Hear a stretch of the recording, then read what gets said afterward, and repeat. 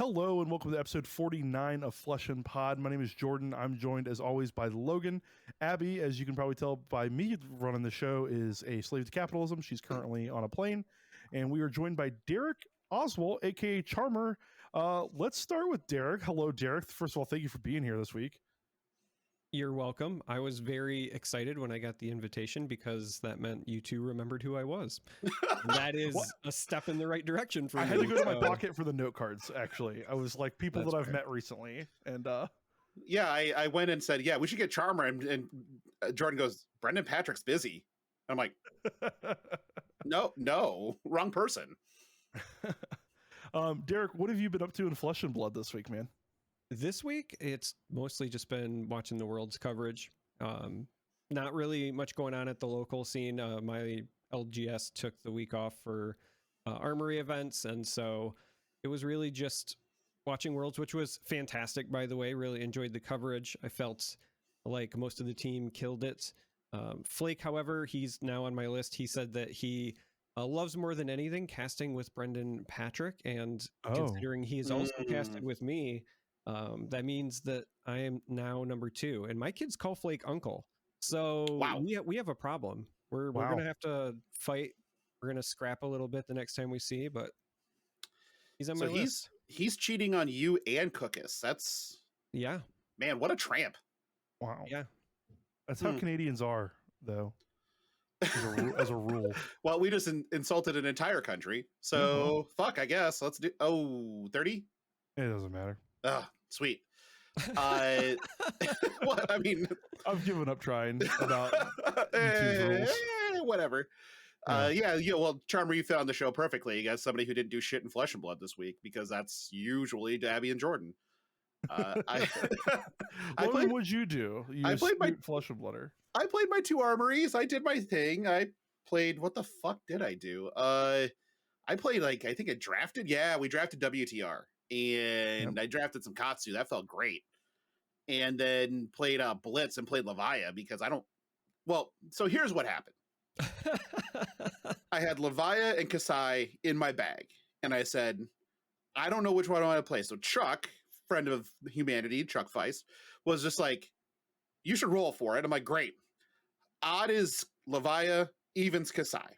Roll even. I'm like, guess I'm playing Kasai. And Chuck's like, no, I'm going to bust Gambler's Gloves. I'm like, fuck. All right, fine. And I re-rolled Levia. So that happened. But the power of the Gambler's Gloves is too much. So that's what I did. And it was fun. I had a good time. We're going to bust cases, I guess, at midnight on Thursday, because Friday is a holiday, so I don't have to work. Yeah, I don't have to work Friday either. So that's actually interesting that you reminded me about that. I will probably be cracking some cards after midnight now as well. But I just wanted to point out that if you have to crack Gambler's Gloves just in deciding your hero, you should probably not then play a hero that involves more randomness. Like, that is the universe trying to tell you you've used up all your cookies just during hero selection. Just throwing that out there. I only rolled 1-1 with Levia when I was rolling Scab Skins. I did not die to my own blood debt either. So that was impressive. Great. Yeah. How did you do in that tournament? 3-1. I lost to an Ira. I pitched an Eye of Ophidia to do something, and I opt to, and the top 2 cards are cards that have block value. I'm like, perfect. This will be fine then, because they're going to go to 1, and I'll just be able to come through and do a thing as long as I have a card, and I can start, real pressure. But then the next 2 cards I drew did not have a block value, and I died. So there's that. Oh, the classic, your life total went to 0 before theirs type of deal. That's how losing works. Yes. Oh, let me hold on. I know that you haven't done a ton of losing in your life. I don't do a lot of losing in Flesh and Blood. I can't say with a straight face. That you remember, because it's usually against people who drug you. But that. What? Oh, yeah. Remember that time when you lost a bad pill guy? Oh my god! Holy shit! There's a blue guy shot taken. Oh fuck! Oh my god, Darick Charmer. Also, this is a funny thing, Darick. Charmer is how I met you via your handle, right? Darick is how I remember you because, like, I don't know, we've met in real life and I remember people by first names. I cannot place your I always say Darick Charmer, not Darick Oswalt. And I don't know why that's the case with my brain, but to me, you're Darick Charmer, despite that not actually being your legal name at all. That's fine. It's as close as it matters. People can't spell my first name right because my parents hate me. People can't spell my last name right because somebody killed a president a long time ago, and so they think that anything Oswalt ends with a D instead of a T. So I always get the like, "Hey, are you related to Lee Harvey?" And I'm like, "Hey, can you read?" Charmer has one. It's got the 3 in it because obviously I'm a loser and I do what everybody on the internet does, and I put letters where numbers belong and numbers where letters belong. But also people can't even read Charmer, so like we joke all the time about how people don't recognize me or don't remember me, and I know that you two, I've told that story to personally. Logan got to see it in action, but Twice. One of the things that I left off was perhaps one of my favorite stories for that, which is and if you're new listening at home and you don't know, besides Flesh and Blood, I'm also known for covering plenty of other card games, including Legends of Runeterra. I did some stuff for Artifact, the Elder Scrolls Legends, Mythgard, et cetera, et cetera. But I was covering Legends of Runeterra for like 2 years, and then I finally got to have dinner with a bunch of developers in LA. And one of them, and don't get me wrong, he's a wonderful person. I love you, Ruben, if you ever listen to this randomly. But he said, you know, it wasn't until tonight that I even knew your name was Charmer, because every time I see you on Twitter, my mind has read your name as Chamber for 2 years. So for 2 years, while covering a game, one of the developers thought I was Chamber. You were just a giant Gen X fan. No one's gonna get that. Or you know, like an X-Force fan from the 90s. God, he did get it. Fuck yes. Yeah. What's the minimum age to get that joke? Ooh, probably 30, 38, 31. 37. I'm gonna guess in the 38 range. Just, yeah, 37, 38. You know, give or take. Yeah, I mean 42 gets you there. I can guarantee that. Yeah. Wow. Mm-hmm. What's it like to be a baby, Jordan? It's great. You'll die before me, so that's a given. I don't even know if that's true. I'm morbidly obese and very unhealthy. I'm morbidly obese with a drinking problem. That's fair enough. All right. Yeah, my week in Flesh and Blood was very similar to Darick's in that watched a lot of Fab coverage. This weekend was crazy for so many things. Like League of Legends World Finals was on. Yep. Flesh and Blood World Championships was going on. Overwatch Game League of the World Finals. Series. Yeah, World Series. I was gonna say Overwatch League Finals. Again, I'm an esports guy too, so like that was huge. But yeah, World Series. Like this weekend was basically just me watching coverage of everything nonstop. I mean, it was kind of nuts. I've been listening to the Attack Action podcast lately. Kind of recently been refound that one. They, you know, hashtag no free ads, but they have a really good episode on the evolution of their testing team. And I've been listening to that in terms of like how I want to approach testing for this upcoming Pro Tour qualifier cycle. And they go through, like, they test with like people like Yuki. And so like they come at it from a very like analytical angle. And I've been listening to that. And so my normal content loop plus to this show that I've kind of rediscovered. And then just, I mean, oh my gosh, so much Flesh and Blood coverage. It was kind of, my phone was out all weekend and I felt so rude to everyone I was with. Because like, well, there's just this thing I have to watch. You know, Ohio State played, you know, like, so there's just a lot of good football. Oh my God, there's so much good football on. I was watching Blitz on a golf course. Do you know what I mean? Like, that's as degenerate as it gets. Yeah. So let's talk about all that. World Championships happened. It just wrapped up about 20 minutes ago. Yep. The top 8 was 2 Iyslander, 1 Oldham, 2 Briar, 2 Phi, and 1 Dramai. We had an All-American finals, and it was taken down by Michael Hamilton. Shocking. On Iyslander. Yeah, the best player in the world won the best tournament in the world. Weird. Yeah. What do you guys think? You know, I want to dive in here. I know it's your show, Logan, but I'm going to dive right in here because you said weird like it was expected, but I actually want to point out how rare this is and why it's, I think, an incredible performance by Michael. Card games are inherently random. It's part of the reason we love them. It's the adaptation. They're not supposed to go the same way. good players find a way to adapt. But as a result of that, in card games specifically, and as somebody who's covered a lot of them, you very rarely see somebody dominate the way Michael has this year. There is a strong chance that when we look back, 4 or 5 years from now, we'll say, Michael had the most dominant year in Fab ever between his calling victories, nationals, and now worlds, because that level of consistency for winning is very, very rare. Now, there's a strong chance that we'll see people with many top cuts, and that's usually what you see. In fact, I'd said on Twitter, even before we won the finals, I said, Michael could come in second place and still very much so have the argument to be made that he's still the best player in the world, even coming in second, because of his resume leading up to this. So, at the end of the day, we all go, yeah, it's no shock that Michael won, but it kind of is, because this is like flipping heads 10 times in a row. And he's just doing it over and over and over again. It's not taking anything away from his play. He's a very skilled player. He's one of the most mechanically sound in the game, but it's just very rare in card games to not have, this kind of consistency with wins, right? Again, top cuts are that sort of thing. Pretty common. Your best players are always making those top cuts, but this number of wins is huge.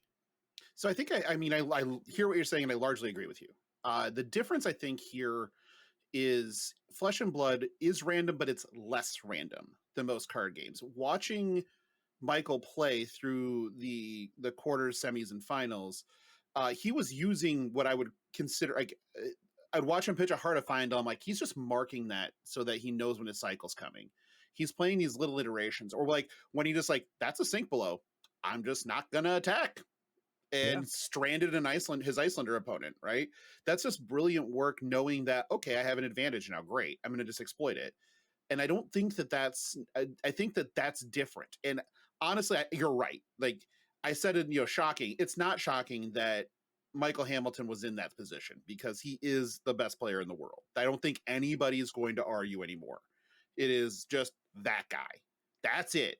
Like, he is the best he's 51-9 in competitive matches. Yeah. What the fuck is that? Like, well, and the fact that, he played Iyslander for, what was it, 19 rounds or something like that. So we're not even just talking constructed. We're not just talking blitz, but also is comfortable enough to say, I'm just also going to play it in limited, right? I'm just going to jam this and be better on this than anybody else on the planet. Yep. And he adapted, right? Like, he changed his list to match a little bit closer to what Mahjong Bay was playing, and the Goliath Gauntlet was, what the fuck, man? That dude, what a stellar showing in the Goliath Gauntlet, right? Like, holy shit. Yeah. We're gonna have to now be watching out for Caleb to switch games, because if he does, it's going to be incredible. But yeah, you're right. It is sort of weird that the person that we considered already to be at least top 2 in this game on the planet is just, scolded through and it was top 1 yet again. There is some shock value to that, but at the end of the day, we all look at how he performs, what his record is in the events. We go, okay, yeah. I get it. Yeah, it's funny. Go ahead, Darick. I was just going to say really quickly, I think part of the reason that it is so shocking to me as well is that Flesh and Blood is best of 1, right? And especially once you get to these top cuts. I mean, we saw it in the finals.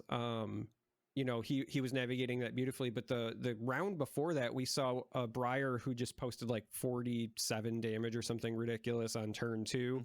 Sometimes that happens, right? Like sometimes in a best of 1 format, you just go, oops, I lose. Even in a game like Flesh and Blood, where the variance is, not as heavy as, say, Magic, where you're getting land flooded or land screwed or whatever, but you still theoretically should be running into those, and Michael's just not. It's just all Michael all the time. Yeah, that was amusing to me, is that sorry, Jordan, I'm stepping on you all over the place at this point, but I saw on Twitter that not to be withheld back. Go ahead, yeah. I just, because when thoughts, I no inner monologue, when there are thoughts in my head, they just start escaping, and then I'm done. I'm dead. I'm no longer good to anybody. We've been friends for a decade. Yeah, fuck you. At any rate, so the Cale McCreath had posted when Hayden got high rolled in Blitz and knocked him out of contention, high rolled in Blitz with everybody worried about blah, blah, blah. And then we see in the semifinals, high rolled. And so somebody then posted on Twitter just adroitly, really quick, just like, oh, it's a shame to see somebody get high rolled in the semis. Like, how can you believe they put CNC at these high levels of this event? I'm just like, yeah, got them. No, I think, I mean, just listening to you both talk a lot, if you were to ever pick any one tournament on your calendar, just pick a random tournament and go, I'm going to win this one, and this is the one I'm basing my year on, you'd be disappointed 9 times out of 10, I think. Mm-hmm. And I think Hamilton in the interviews throughout this weekend said, hey, this was the tournament on my calendar, and his ability to do that was just impressive. He top 16 both Pro Tours, if I recall correctly. Mm-hmm. Both Lille and New Jersey, like I said, 2 calling championships this year, national champion. The guy has definitely defied it. Like RNG definitely exists in Fab, and I agree with Logan to a lesser degree, but I agree with Darick that it does exist. No, I agree with you, Logan, to the lesser degree that RNG exists to a lesser degree. Yeah, so you look. He's agreeing with you that the amount of randomness and the impact that it has is a lesser degree than other games. Not that he agrees with you personally to a lesser degree, because we know he doesn't agree with you at all, ever. Charmer's better at English than you. That's what I just learned. Yeah. Have you ever listened to Darick talk? He's much better spoken than I am. Like it's absurd. I do this on broadcasts. I better be able to. Yeah, right. Yes, the job. I have a degree in fucking rhetoric, and I never mind. So but Hamilton defied all of that still. Like, you know, if Vegas were giving odds, they would pick Hamilton as their overwhelming favorite, I think. But even still, it wouldn't be that good just because of like the fact of how card games go. And he was on the draw, or he did not get the choice the entire top 8. Nope. He was the 8th seed. So he even overcame play draw. So when someone asks you how many games of Flesh and Blood are decided by play draw, you really have to look inwardly at that question with how Michael Hamilton handled it. I just want to say really quickly, I've been laughing kind of hysterically over this top 8 thing because I keep thinking to myself, you know, you go into the top 8 and you have the number 1 seed. You're normally like, man, I'm so happy I have the number 1 seed. This is such an advantage. And then you look across the table and it's Michael Hamilton and you're like, wait, this is my reward for getting the number 1 seed? I get Michael Hamilton in the first round? How is this an advantage at all? Can I pick my opponent? Can that be my reward? Yeah, one of the things that struck me with what you said, Jordan, when you're talking about betting odds was this is sort of analogous to golf, right? Where you have one player that's considered the best in the world and they're higher odds to win a tournament, but their odds are still long because the fields are large and variance in golf does exist. You might not have your short game that day. You might not, the conditions, you might not be a good wet golfer. God, that just comes out wrong when you're talking about sticks and balls and holes. But yeah, it seems very similar to me, the way that works. And so the best player doesn't always win, but the best player is always right there. Yeah, no, definitely. And you see that even in Magic, which is a higher variance game than Flesh and Blood to a degree, where like, you know, the Magic Hall of Fame is filled with people that have multiple top 8s of Pro Tours. We talk about this with poker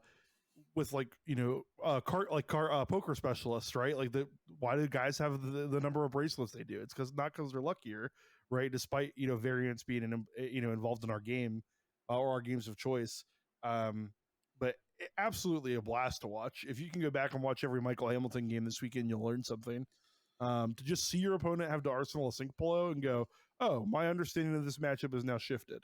And that seems obvious, like hearing it, right? Like hearing your commentator say it or hearing Michael Hamilton say it after the fact. But to know in your head that attacking is the way to win the mirror, and then to go, never mind, I'm not attacking anymore. That is like a very high level thing to do that I don't know that I don't understand him. He's not a human being. Yeah, it's he who must not be named also has that sort of that sort of pickup, right? You see it, you've seen it happen. You've sat next to him, you've seen him do it. To a dig. We can't say his name anymore. Yeah, the people that listen to our podcast for the first time don't know who the fuck he who may not be named is. Okay, Dagan Black. Dagan Black, point. Yeah. After he decides to cash 11th at Worlds and be like, oh, that sucks. I only got 11th. I guess I'm just going to go beat the shit out of these devs really quick. And so he goes and wins the dev challenge and gets the only gold foil crown of Dominion or whatever the thing's called from Dynasty. And it's just like, are you fucking kidding? Like, fine. Kid had Just an unreal weekend too. go get paid. Just go get paid. That's fine. Yeah. Get your PTI back and go get paid. So he did. All right, Yeah. last hits on Worlds. Last quick thoughts, Darick. Anything? Yeah, It's okay if the answer's no. No, I just also wanted to point out that this was a fantastic show. I felt like all around. I thought that a lot of the casting was pretty solid. Even though there were some mistakes, that's one of those things that just happens after a long weekend. So if you're somebody who did watch and you were in Twitch chat and you were bashing the casters, this is my chance to admonish you, because you have no idea what the mental fatigue is like when you not only have to essentially, go through all of the same games that the players are, but then you have to talk about it and try to make it interesting and not, run into crutch words. You don't want to say like masterclass 48 times in a match or whatever, right? By accident. So overall, I felt like production was solid, pace was solid, casting was good. So I just wanted to make sure I gave a shout out to the crew, because they put in a lot of work as well, and I found it really entertaining. Logan? I thought I agree with Charmer 100%. I thought the crew did great. The casting was great. The sort of the spectacle as presented was very good. I know that a lot of people did not really like their experience at Worlds due to the venue, due to some other things that were inherently controllable by the tournament organizer. But I think that LSS and definitely the production crew and definitely the players involved all made the best of it. And so I really think that this event was pulled off very well.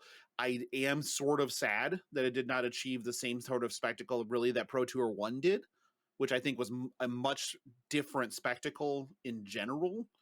But I really feel like this was an incredible showing for the game, an incredible presentation for the game, and there was continuously 2,500 viewers or more the entire weekend on Twitch.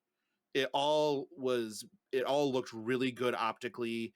The presentation was great. The casting was great. Flake, you are the other throat goat, as it were. So at this point, I would say that we are well on our way to this being a legitimate game that's going to continue surviving.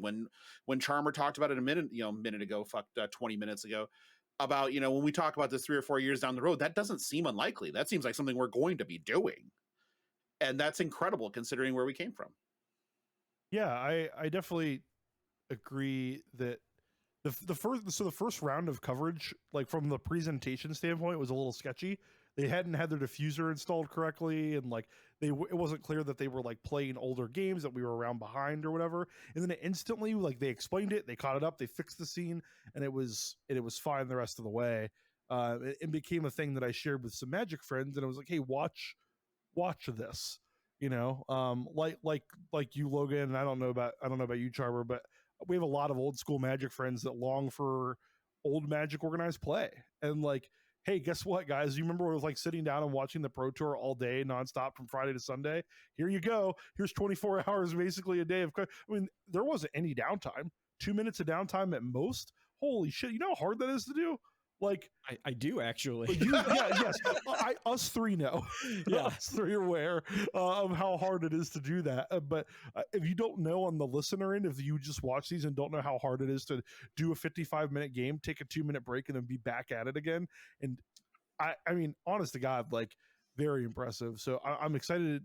I'm excited for where Flesh and Blood OP is going. I'm excited for where Flesh and Blood like presentation is going. Because you have great events like this from LSS, and then great events on the side from people like the Realm Games and all that kind of stuff. So there's a lot of things to be excited about. Even more exciting, though, is that Reinar won the calling. What the fuck? Yeah. I mean, would anybody like to explain rolling dice or The best game ever? Yeah, So I mean, but this is why I wanted to highlight that Michael Hamilton thing with consistency, because traditionally in card games, you are used to things kind of flipping on their head a bit. And so the calling, I think, is the perfect example, right? So yes, Pablo made the top 8 for the calling. If you're not familiar, Pablo Pintor was on Fi. He was the lone Fi in the top 8. But when you look at the other, heroes in that top 8, we had 2 Briars, we had 2 Reinars. So it's not even just Reinar 1. We had 2. We had a Lexi in that group. We had an OG Bravo in that group. And then there was an Iyslander as well. So that is usually, I think, the kind of quote unquote randomness that you expect in these top cuts, where every now and then some unexpected things sneak in. And so when Michael won the whole thing, I was just like, wow, I think that there's a strong chance that we're going to look back at this and be like, that was a year of dominance, because I just don't think that can hold up. But yeah, congratulations to Reinar. You rolled through the competition. Yeah, so then the battle hardened is also incredible, because it's, I mean, this lineup is insane too. Prism, Iyslander, Iyslander, dash, Prism, Iyslander. Like, yeah, that is Blitz though, right? So that's not but that's super surprising to me. But three Prism and 3 Iyslander does surprise me. Not necessarily the Icelanders, but the way that the Prisms showed out. I think Prism is vastly underrated in Blitz right now. I agree with you. And it just gets better with Dynasty. Yeah, once players figured out, like, oh, I can go back to Herald aggro, and if there's a bunch of Icelanders and whatever, and there's not a lot of Phantasm Poppers that people are running in Blitz and no access to a true sideboard, like, look out.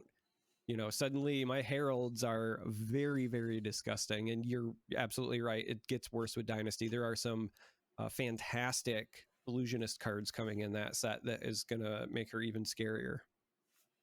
I just hope we get more Blitz that matters throughout the organized play calendar. You know, I would really like to see that. It's kind of came out of nowhere, I think, for a lot of people. It was at the centerfold of the World Championship. A very, very crux rounds in the World Championship. I liked it. I thought the coverage was great for it. I thought it was great. I thought it was great because I'm just a big Blitz fan. It's very rare that you hear Flesh and Blood players say they like Blitz. I'm like the anomaly. At least in my group of play testing partners, and even at my locals, there's not a lot of folks that love Blitz. But to me, Blitz is like real Flesh and Blood, because I always say that in Classic Constructed, a lot of times the game doesn't even really feel like it matters till you get sub 20 anyway. I mean, it matters. There's back and forth, there's big plays, but the reality is that things don't really start to get heated, right? The game doesn't start to matter, and blocking and all that stuff doesn't really start to kick in until you get to those sub 20 life totals anyway. So playing Blitz to me is just like speeding up the process. And I love getting to that down and dirty. Every card matters. Every decision matters. Right out of the, turn 0 gate in Blitz is where that's at for me. So I like the format, and I would love to see it just in general a lot more for competitive play. One of the things Brendan Patrick is at the second beer of the show. Oh boy, howdy it is. Okay. One of the things Brendan Patrick mentioned on coverage, one of his commentators, I don't know who it was, it doesn't matter, said, yeah, the Blitz games have been exciting, but like high variance. And Brendan stops and goes, to be clear, I don't think these are high variance. I think just every decision matters. And when you see someone make a mistake, the mistake is amplified. Yep. Because like you said, life totals are just halved. You're just picking up to the part where the decisions matter more. And I think that Brendan did a very good job of in his first big spot, by the way. He's done the Brawl. This is his first, major premier international event. And I think he did great, but he did a very good job of explaining these decisions matter on such a larger scale than we're used to by following Classic Constructed. One mistake here, one mistake there in Classic Constructed might not add up to a loss, but in Blitz, you don't have that flexibility. So again, that's why you see the best players win those formats. Yes, you can get 20'd on a turn by Reinar. Like, yes, that's true. But you can also get 47 by Briar in Classic Constructed, like we talked about. So I just wanted to, we keep shouting out the commentary team. I want to shout out Brendan there for making a point about how technical those games can be and how every decision matters to just a much larger scale. It's exponential too, because it's more than double the importance. I felt like every decision mattered tenfold in those Blitz games. Yeah, and Brendan, we know you don't listen to the show, but if you do, we're not going to shit talk you like we do Flake. So rest assured that you are considered a cut above, in our opinion, for your work this weekend. Go to hell, Flake. All of you. Yeah, I don't know, like, what that looks like to have Blitz more involved. We're not going to see a PTQ season based on Blitz. I don't know if I would want I would that. like to. I think I would like to. What do you think, Darick? Would you like it? I would like to see them do something similar to the last round of PTQs, or maybe it was Nationals. Now that I'm thinking about it, it was Nationals. Excuse me. RTNs, yep. Yeah, where they just split the format. So with Road to Nationals, we had the limited, and then we had the classic constructed, right? I would like to see something where maybe it's limited and blitz, or classic constructed and blitz, but just make it a part of it so that it's not completely left out. And I think that one, that'll make it a little bit easier to swallow at these big events where you do want to make it part of the rotation. But two, I think that it would also go a long way for giving new players that stepping stone into competitive play, because maybe if you're just learning the game, limited is intimidating to you because you don't understand card pools or what makes a card good. But also classic constructed is intimidating to you because it's, you know, more cards, more expensive. And so just give them a nice entry stepping stone where you're like, hey, you know, half of the PTQ events for this run are going to be blitz or whatever. I think that would be a pretty interesting way to do it. Yeah, I think that so one thing I think that we've learned over the course of the last at least a year or so is that LSS doesn't dip a toe. They just jump all just in, like fully clothed, don't jump in the fucking deep end. So the first, I really do feel like they were trying to legitimize blitz through Worlds. And the pushback the initial pushback was a lot. But I think that there's a lot of people who have come around and said, no, blitz is real and we need to be playing it. You know, this is a format we need to pay attention to. And so we could see some of the qualifier seasons start to turn towards blitz. Obviously, the first one is not, and that would make sense because they wouldn't necessarily want to be waiting. Well, actually, it's LSS. They could have waited until fucking January 1st to tell us, and it would have been completely on brand. But I think that I'm happy they didn't. LSS, if you're listening, thank you for giving us time and to lead into this so we can make plans. Please keep doing that. But I think that they've already just super legitimized blitz immediately as a competitive format. Its first foray, you know, outside of a couple of callings here and there, was to just put it in Worlds, which is the top of the mountain, right? Like that's the thing, the world fucking champion. And I feel like we are going to see more blitz in those bigger spots, and it's going to be very interesting to see if people start to specialize a little bit more, like your limited specialists, CC specialists, blitz specialists, and then when you get to sort of those congealed events where everything matters, that they have to, you know, they're trying to keep their head above water in the formats that aren't theirs and then run the table in the formats that are. Yeah, and imagine being Michael Hamilton, who is probably now going to be world number one at both. Oh my god!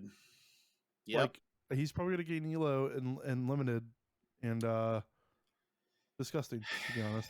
I mean, like, what if they separated Blitz out in Elo, and so he was the world number one in CC, the world number one in Blitz, and the world number one in limited? That would just be, I mean, what the fuck? Yeah, I mean, it would all be earned. Well earned. Yeah. It's crazy. So here's how good Michael Hamilton is for anybody that's like casual listener. My dad doesn't know dick fuck about Flesh and Blood. Okay? Facts. He knows that I like it and it makes me happy. He knows who Michael Hamilton is. So at dinner today, he goes, "Hey, is that Michael Hamilton guy doing good?" And I said, "As a matter of fact, Dad, he's in the top 8 of this tournament, might be the world champion." And then later, around 7:00, he calls me, goes, "Hey, how's that Michael Hamilton kid doing?" I was like, "Well, as a matter of fact, Dad, he's in the finals." And so I called him right before we started casting to tell Michael Hamilton what. Doesn't know anything about Flesh and Blood.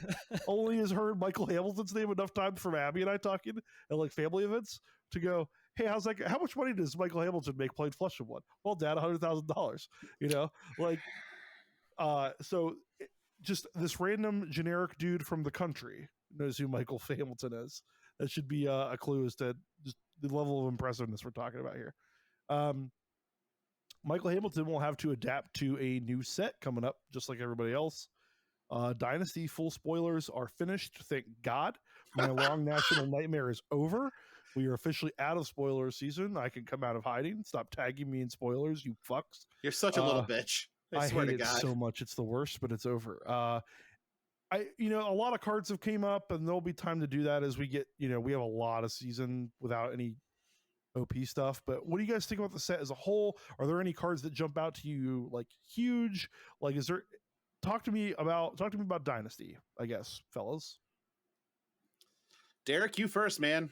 Oh, I was gonna let you go first since I was trampling you in the last segment. For me personally, I am really excited for Dynasty. Just overall, I think that this is the best supplemental set they've done to date because it feels at least thematically coherent.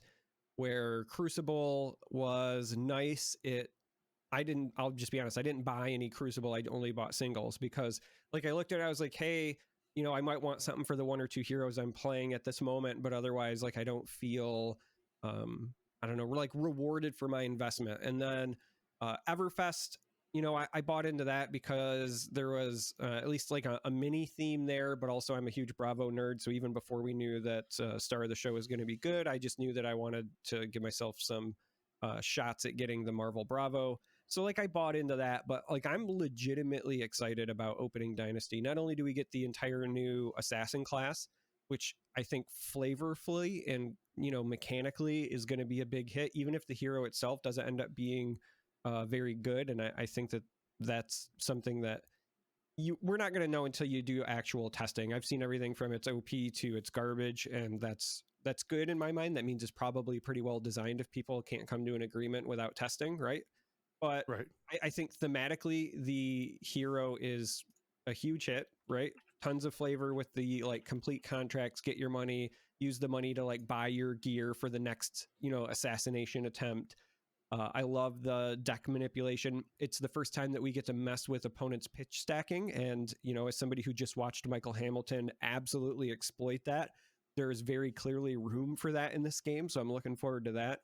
But even outside of the assassin class, the things that jump out to me as well are some of the heroes got support that I'd been wanting for a long time. I have jokingly said since Arcane Rising that I want to live my Iron Man dream. And then they went and gave me that with Dash and being able to pilot a mech. So I'm really looking forward to that.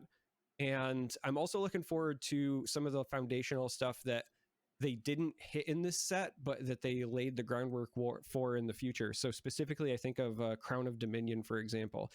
This is that headpiece that Dagon Black just won, right? The really cool version of.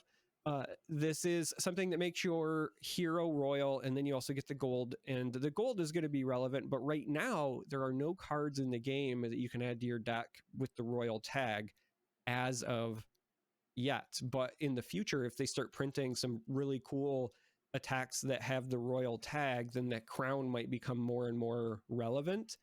Cards like Regicide might become more and more relevant. So I'm just really looking forward to like the future because of some cards that were added in the set. There's quite a few cards where I said, you know, this might not be good now, but in the future, if they print support for it, this card could be like a meta defining thing. And the crown is just one of them. There's a couple that I feel that way about in this set.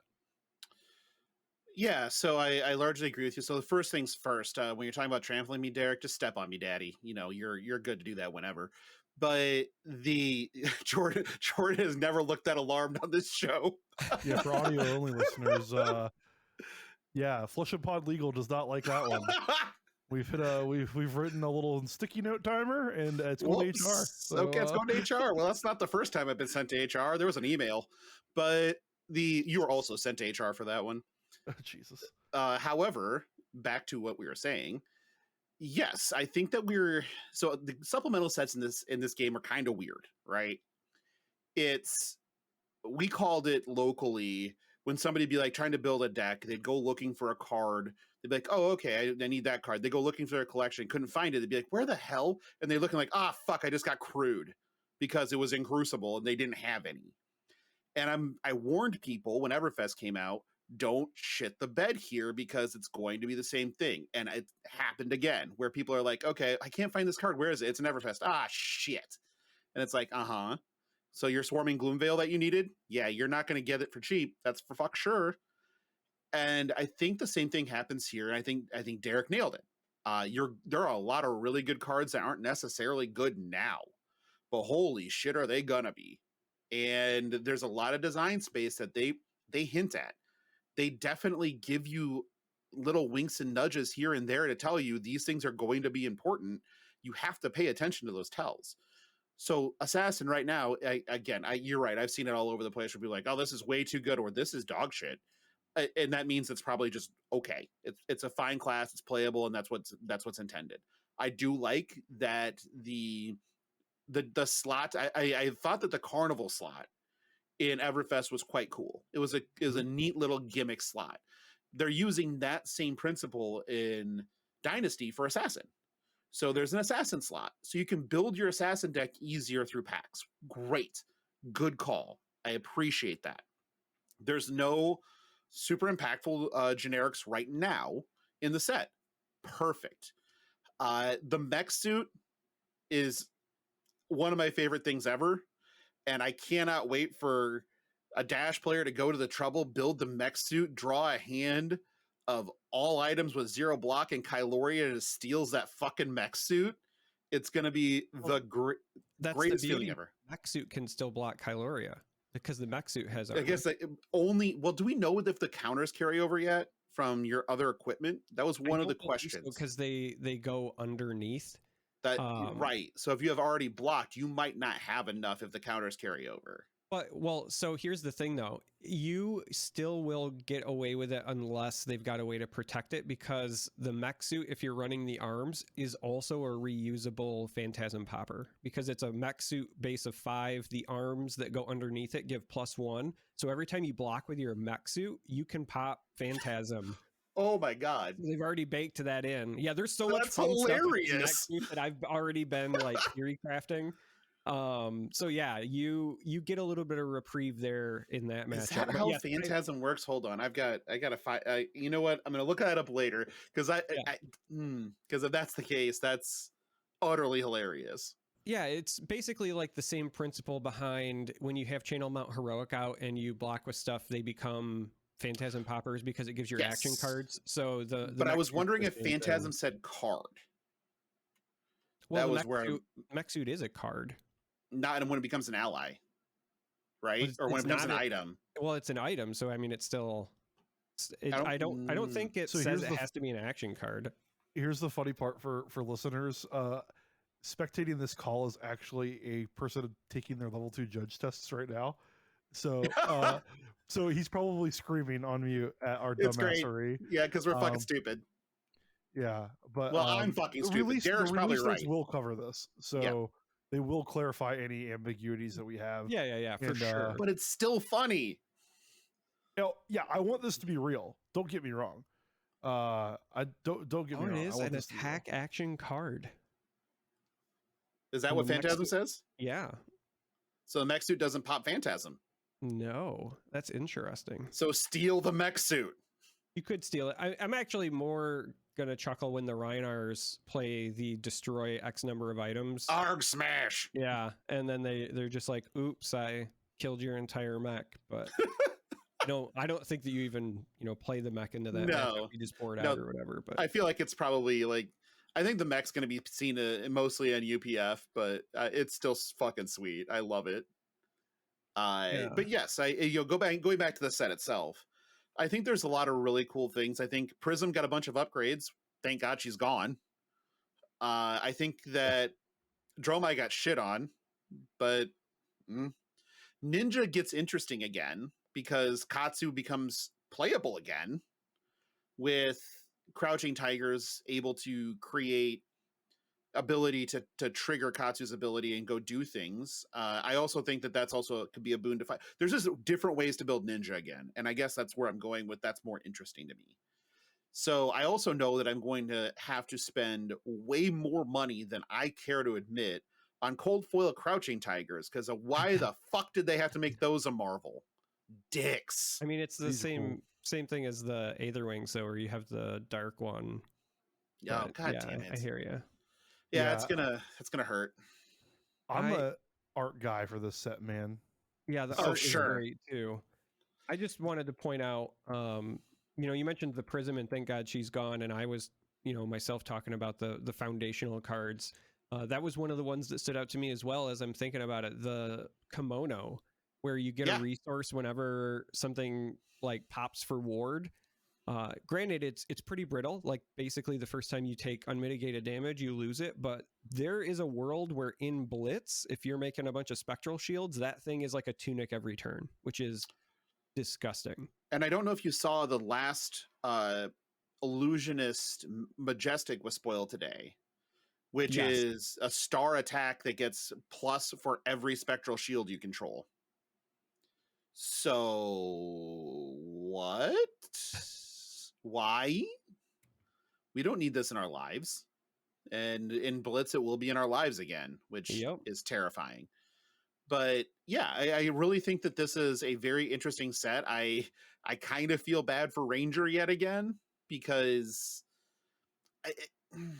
there's got to be a dev that just mows people down with Ranger, right? Like there has to be something that they keep saying, okay, maybe not that good, and dial something back, because even like the aim counters on the cards here that just kind of make the card have an effect, otherwise it just doesn't. That doesn't feel great. And there are a couple of arrows that are great, but on the whole, I don't think that they got a whole lot, and that kind of feels bad.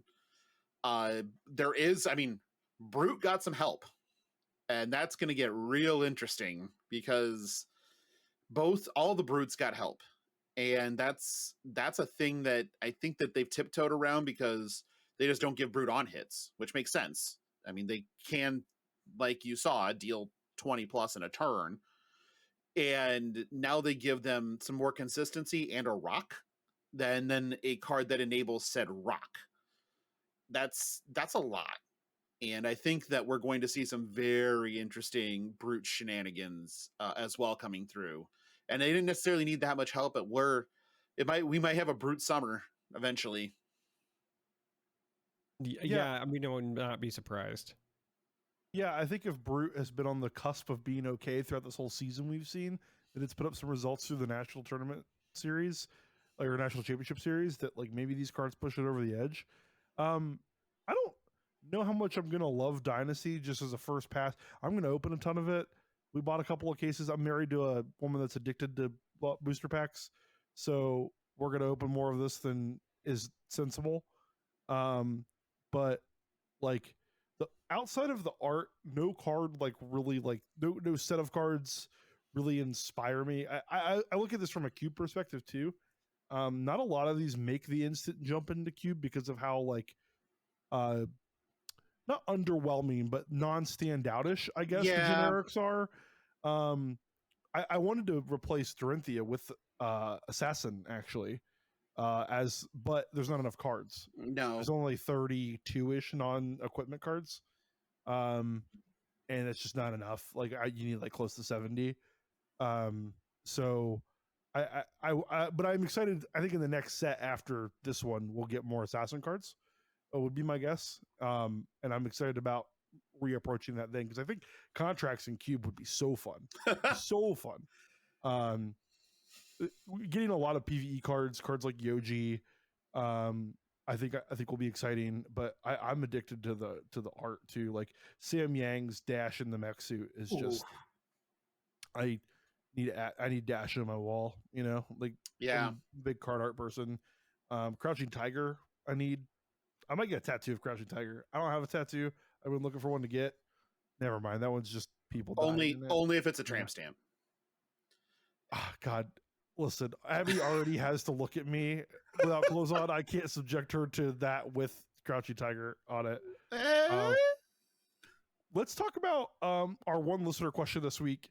It came from Teague via the Discord, and it's about the Fable. It's Command and Conquer. It's an all art Command and Conquer at Fable. There's some controversy about this one. It doesn't seem like it's going to make Command and Conquer cheaper. No. It doesn't really make you excited about the Fabled slot.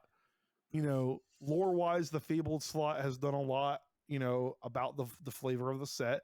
Command and Conquer does that with this set. That is the one. This is a set where about conquering, you know, the kingdom or whatever. But otherwise, there's been a lot of kind of reaction. What do you guys think about that? So, you know, I honestly, the first thought that went through my head was they forgot the Fabled in this set, and they went, "Oh shit, we need a fucking Fabled."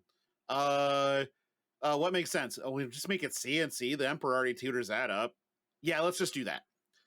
That's what my first like inclination was. Was this was a just a no, an oh shit moment? We need a Fabled, but that's I understand that that's probably not the reality of it.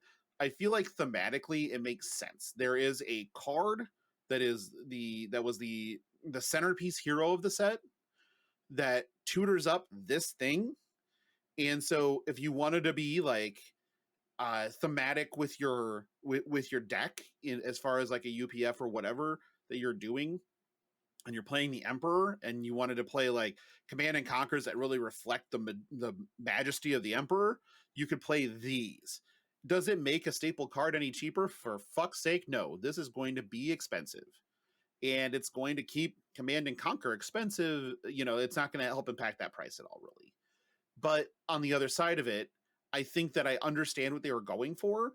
I don't know that they hit it with the franchised players, so to speak, but I don't think they were looking at the franchised players when they did this. I think they were looking at the people who are getting more invested in the lore, getting more invested in the showiness of their decks, kind of closer to what we would consider the Commander crowd or the EDH crowd if we're like equating. This is targeting that sort of casual element to me and not meant for, oh, we need to do something that's enticing to the competitive side of it, and instead gave us something that is just a dressed up version of something we already have. I think that was just intentional, and it does make enough sense to me that I'm not mad about it. I would be excited to open a cold foil Command and Conquer, honestly. I would love to have 2 cold foils to put in Shiana money pile because more money pile. But at the end of the day, I do completely understand why people would be upset about this. Let me push back a little bit. And I know that you're only hypothesizing LSS thoughts and you're not actually like asserting your own like beliefs about that. So let me just push back against the idea that you've posited anyway. Does the casual player give a shit what's in the Fabled slot? Does like the casual guy that's in this for the flavor and gonna play some UPF with friends and gonna just like pick up Flesh and Blood and give it a go, do they care that what's in the once every case plus, or I'm sorry, once every 4 cases plus pack? Like They should. Yeah. I'm waiting to dive in on this because I actually love what LSS did here. Okay. I think they did it based on lessons that they learned from some previous interactions with the community. So Flesh and Blood has, for better or worse, had a stigma associated with it, especially that has kept people coming over from Magic, right? Like, let's just not beat around the bush. For years, we have heard that Flesh and Blood is a cash grab and that you're priced out of it, right? Yeah, so, we have fought that tooth and nail on our show. Saying, yeah, like this is something that we have heard. So the problem with the Fable slot is that even though it is meant to be kind of like this fun, mythical, rare gem that you find or rare location, whether it's your libraries or your Corshams or your hearts or whatever, if those cards ever become playable or staples or the kinds of things that are required for a deck, you think like with Kano, those cards are expensive. And because they were in the Fable slot there, you are less likely to get them reprinted at a lower rarity because they started so high. By moving your Fabled slot to being something like an alternate art, rarer version of a Majestic, you then open it up so that you can do more cool things with your Fabled slot because you are no longer running into this like weird, because you back yourself into a corner from a design space where you're like, I can't make my Fables ever be too good. You almost have to make them unplayable, and that's not fun really either. So here they open themselves up to print cooler gems and things like that to really play with the pitch resource system and all of that, while also not pricing new players out of some of those. And you still get to reward the collectors. So specifically, the thing that I think tipped them in the direction of doing this is the way that Channel Lake Frigid was received, where they gave us the Fox version, It's entirely just an alt art version. It's rarer in the foil slot, whatever. And people ate it up and they started paying a bunch for it. And it was just in the Majestic slot. And I think the LSS said, hey, if there's a market for this, then we can shift our fables and our marvels, right? We've already seen some of that as well with some of the marvels and so forth. We can shift some of those cards to being like chase alt art versions to give the collectors a reward. But also we can still try to make the game more accessible. Now, yes, I know some people wanted more Command and Conquer reprints, and this doesn't address that, but we also just had the history packs. So like, I didn't think we were going to get Command and Conquer reprints, at the Majestic level 2 sets in a row, but we are still getting something that's cool. I love the art on it. I think that it flavorfully hits the set. I think it sets a great precedent for the future in terms of the game economy. And there's a strong chance, or at least an argument to be made, that these could be as expensive as like alpha ones, because when you start talking about the number of them in the wild, this is in the Fable slot and you're potentially running 3 of them, which is not something that you could say about any Fable up until this point. These things could, from a collector standpoint, end up being an outstanding pickup there. So for me, I loved everything about this decision, that you're setting the precedent that you want to start doing more cool stuff with your gems without pricing it out. You're still rewarding collectors. You're still staying thematically within the set. I think this is a big win. Yeah, I want to go ahead and just kind of echo what you said. I think you're right.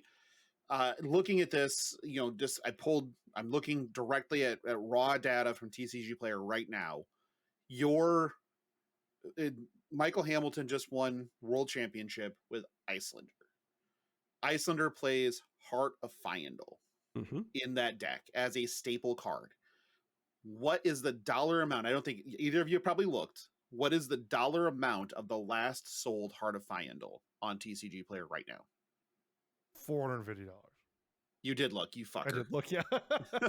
I have not looked. Though. I would not have guessed that high. I would have said it was probably somewhere between 2 and 3 because of the spike, but it's $450. The one before that was 2 days ago at $355.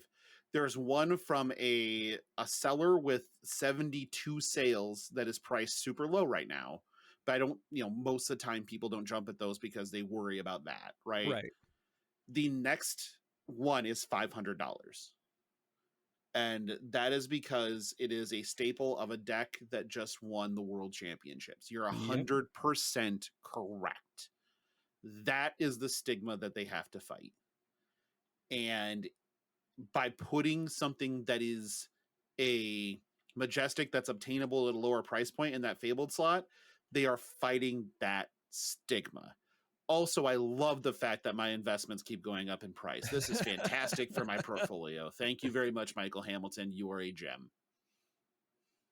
Wow. There's a couple at $450, and then the next one is $895. There are 2 at $495. Yeah. Sorry, $495. And then the next one is $895. Shut the fuck up, Flesh and Blood. Yeah, I mean, here's the thing. I don't own a heart, and I'm not even a casual player, right? So sure. When you start talking about these fables, like, I get it. People liked that the fables were this cool, unique experience because they were rare, and that just like added to it. But for the long-term health of the game, you can't keep printing fables only in those slots because they will price people out of stuff. And I think that this is them just realizing that and finding new ways to still try to do their best to make everybody happy. And I get it. You're never going to make 100% of the people happy, but I just feel like this was the right call. I was very excited when I saw this move. Yeah, not everybody's degens like Jordan and I that have playsets of every card, because that's not really tenable for most people that are, especially getting into the game now. I mean, honestly, you can probably own a playset of every card in this game right now, not at the lowest rarity possible, lowest price point possible, for roughly $5,000. I'm going to just put that as like a spitball number. That'd be my guess. Did you do that before this $500 heart? Yes, I did. 5,250. All right. Yeah, 5,250 now, I guess. But yeah. But consider that like that's a legacy deck, right? Like, okay. Yeah. So the people that are sitting there like shuffling their Lion's Eye diamonds and complaining about this game being too expensive, no, you're not you just don't even think about it. You just want to have that as your talking point. That's Fox News bullshit. We don't have to deal with it. You know, it's funny. I just messaged the person that I had lent a Heart of Fyendal to for this weekend. It was like, I'm gonna need that back. I told them that they could just hold on to it, but I actually just DM'd him and was like, "Yeah, I'm gonna come grab it tomorrow. I'll drive to you. Don't even worry about it." You know? Yep. It's funny. Any last hits on Dynasty before we start closing the door, or like, you know, any big takeaways? I Darick, you might have turned me around on this one. I think you really did. I hope I did, but even if I didn't, I respect your opinion and I value you as a human being. Oh my God, thank you so much. Yeah. Do you feel a familial attachment to him?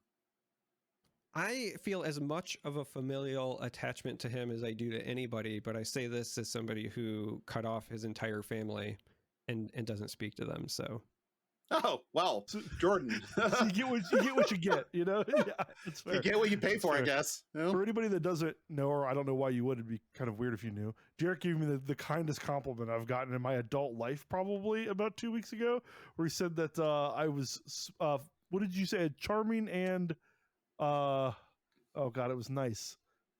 Really stood out. I'm sure it was glowing, whatever it was. Yeah, it was like charming and something. It was nice. He sent me a fucking dick pic. Yeah. It was worse than a dick pic. It was Dick Cheney. Yeah. Oh, I got Richard Nixon. Yeah. King of unsolicited dick pics over here. Yeah, I at least gave you guys the presidential treatment. Sometimes I'll send like Dick Tracy, Dick Trickle. Ooh. Open an incognito browser and Google famous dicks. Oh, you know, Google safe. It's Google safe. Thank God. Dick Cavett. Dick Butkus. Dick Butkus is a good one. Butkus is a good one. Dick Cavett was one of them. Dick Wolf.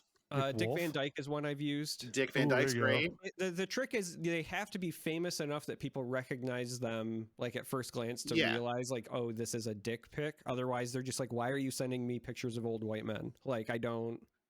They are basically all old white men, aren't they? Yeah, there is no non-old white man. Yep. Dick. Wow. All right. Well, on that note, thank you to the Patreon. Yep, thank you. Okay. I don't know why you keep these lights on. You should shut them down. But thanks to the executive producer. What'd you say? I said I'm just trying to get sent to HR. Oh, God damn it. Oh, God. That's HR is the trash can next to Jordan's desk. It's the same as a complaint file. Yeah, I'll follow up with you at 68 months. Yeah, don't worry about it. Thank you to our executive producers and up on our Patreon.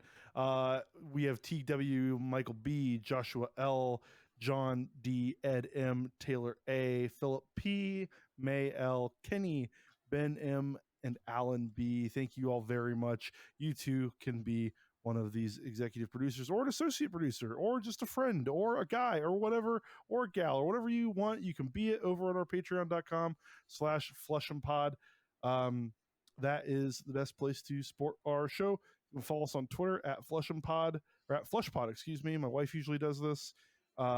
Review us on Apple, join our Discord. All that shit's in the show notes below. You've listened to a podcast before. You know what they say. Darick, where can people find more Charmer? If people were like, you know what, this guy's not bad, I want to sort of remember him, but not really. Where would one go to find him? Oh, that's a great question. So on Twitter, I post a lot about Flesh and Blood and then many other card games as well. And I'm that Charmer on Twitter because the Charmer account is dormant and Twitter won't hand it over, despite me owning like Charmer.com and doing business as Charmer for many years now. But anyway, you can find me there on Twitter. As far as like YouTube and Twitch goes, I am just Charmer. That's Charm3R because again, I'm an idiot. And I hope to start like doing something Flesh and Blood content oriented here in the near future. Originally, I was going to do an entirely separate YouTube channel dedicated just to Flesh and Blood, but I think I've decided I'm just going to throw it on my normal channel because I cover a bunch of card games anyway. And then as far as Twitch goes, now that we have Talishar, even though it's going to be buried in the Twitch menu because we don't have our own section, I think I'm going to stream some games because the reality is I just love Flesh and Blood and I want more excuses to talk about it and cast it. And I guess that's another place where you can see me. I've cast both of the Realm Games events. So if you want to see me do some more Flesh and Blood coverage, then tweet at LSS, say, hey, hire this guy because he almost knows what he's talking about. And that's better than nothing. It is indeed better than nothing. You can find me at Logan Peterson on Twitter. I am just mostly shit posting anymore with mostly Flesh and Blood related, a little bit of sports, a little bit of gambling. You can also find me in our Discord. I'm super active. I try to make sure I reply to everybody. It's still a lot of shit posting though. So please be aware that that's what you're going to get. A big thank you from me to Charmer here.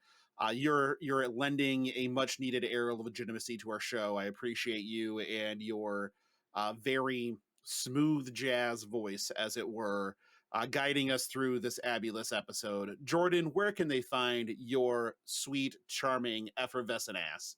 Oh, wow. Twitter.com. I couldn't think of a joke to follow up with, and I didn't have one. Burned him. Yeah, that was good. I didn't have a follow up. Yeah, you can find me on Twitter at I'm Jerman. I have my DMs on Discord open to anyone to share a server with. So hit me up on there. If you want to chat about Flesh and Blood. Twitter is mostly at this point NFL, Flesh and Blood, gambling, cricket. It's a lot of different things. F1. Yeah, F1's winding down, and like both of the championships are like decided.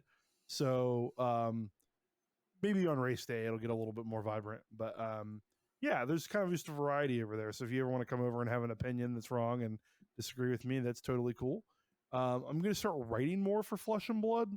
I'm actually currently writing like a little treatise on testing and trying to flesh out some thoughts there. And I think I'm going to try to get that out because that's the mode of communication that I prefer to use. And do that. But again, Darick, thank you so much. I'll make sure to put a link to your stuff in the show notes so that people can find you. And yes, tweet at LSS because I think it's a crime that like Darick Oswalt isn't involved in high-end Flesh and Blood stuff because the way you speak about the game is very intelligent. And like Logan said, I'm very happy you decided to jump on and fill the spot of Abby this weekend, and you've done a great job. So thank you so much.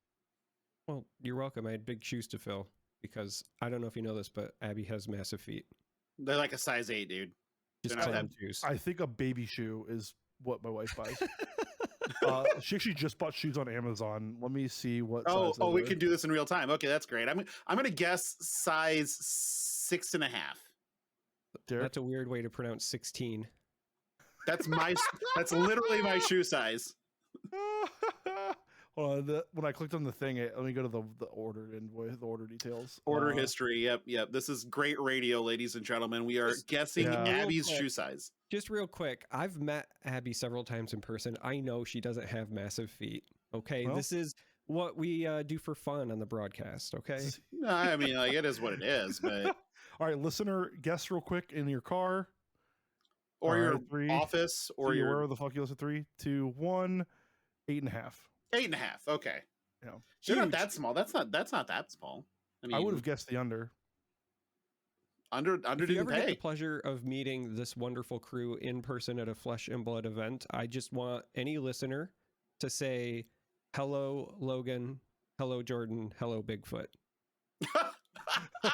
My wife would fucking murder she that would person. lose her shit. Oh my god, 'cause she's not going to listen to this. Oh, So, no.